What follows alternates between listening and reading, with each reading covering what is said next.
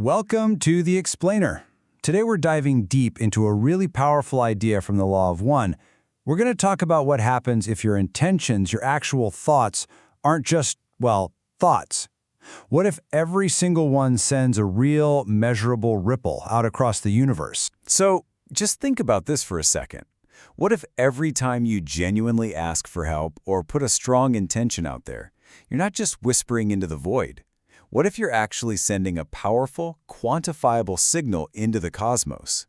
That's the core idea we're going to unpack today. Okay, so at the very heart of this is a concept called the law of squares. Now, don't get hung up on the math. Think of this more like a fundamental law of spiritual physics.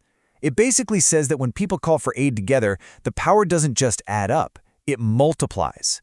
It grows exponentially with every single person that joins in. To give you a real sense of this power, the source material, Ra, gives us an example. Get this. When just 10 people unify their minds to call for aid, the power of that call isn't 10. Nope. Because of this exponential growth, it gets magnified to a strength of over 1,000. That's a tiny group creating a massive, massive signal. And it turns out a lot of people are calling. At the time of this original material, the source stated that over 632 million individuals on Earth were sending out this exact kind of call. And that entire signal, this huge collective cry, is being heard by a group called the Confederation of Planets. The sheer volume of this creates what the source calls an overwhelming sorrow that absolutely demands a response. Right, so a call of that magnitude is just echoing through the cosmos. So the next logical question has to be, who's picking up the phone? Who is on the other end of that line hearing this immense request for help? Well, the first line of response is a group called the Council of Saturn. You can kind of think of them as a wise, cosmic board of directors. It's made up of 9 main members, backed by 24 others they call guardians. And they don't just send help to anyone who asks. They act as a filter, carefully weighing every single request against the most important rule in the game, the law of free will. They have to make sure that any help they offer doesn't get in the way of our own journey of choice. And this is where the cosmic drama really starts to heat up. See, the Confederation and the Council of Saturn, they are not the only ones who can hear humanity's call. There's another group, one with a very, very different philosophy, and they are listening just as intently. This is where we see the two fundamental paths of consciousness in the universe really laid bare. On one side, you've got the Confederation. Their whole deal is service to others. But on the other side, you have the Orion group, and they follow the path of service to self. Now, they both hear our call, but their reasons for wanting to answer could not be more different. Let's be really clear about what service to self means here. This is a path of evolution for sure, but it's a path based on separation and control. The whole philosophy of the Orion group is to identify what they see as an elite group, and then to manipulate and basically enslave everyone else to serve that elite. The ultimate goal? Building a galactic empire for themselves. Now, to make this idea less abstract, Ra gives us a pretty stark and chilling example from our own history.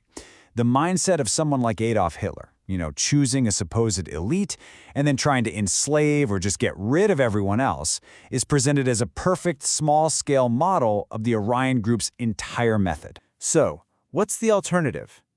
The path of service to others is the polar opposite. It's built on the understanding that every single being is fundamentally connected. So on this path, progress doesn't come from controlling other people. It comes from helping them. And this creates a kind of positive feedback loop of harmony and growth for everybody. You might think these two forces would be kind of evenly matched, right? But they're not even close.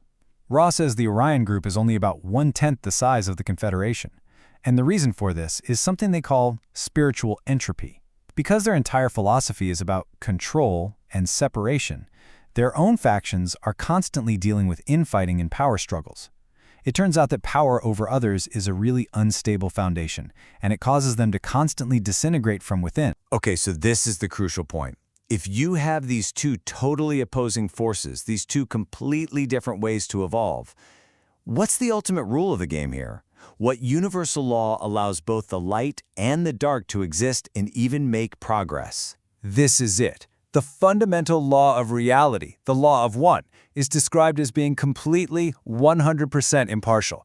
It's like gravity or electricity. It's a universal power that's available to anyone who learns how to use it, whether their intention is to build up or to tear down, to serve others or to serve themselves. And this leads us to maybe the most profound and kind of paradoxical idea in this entire session.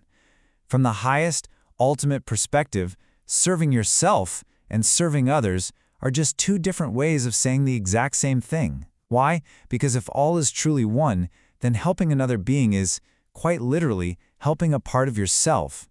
And even the path of pure self-service is, in the end, just a different road of experience for that same, single, universal consciousness. So, what does all this cosmic drama really mean for you and me, right here, right now? Well, it means that every single moment is a choice.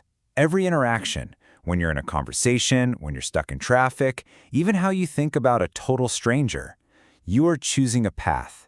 Are you choosing to foster unity and serve the whole? Or are you creating separation to serve just yourself? The thing is, according to this law, the universe doesn't judge you. It simply reflects your choice right back at you. So we end up right back where we started, with your choice. This isn't just some far-out cosmic philosophy. It's the most practical, real thing there is. With every thought you think, and every action you take, you are casting a vote. You are building a path, brick by brick. So the question this explainer leaves us with is a simple one. Which path are you building today?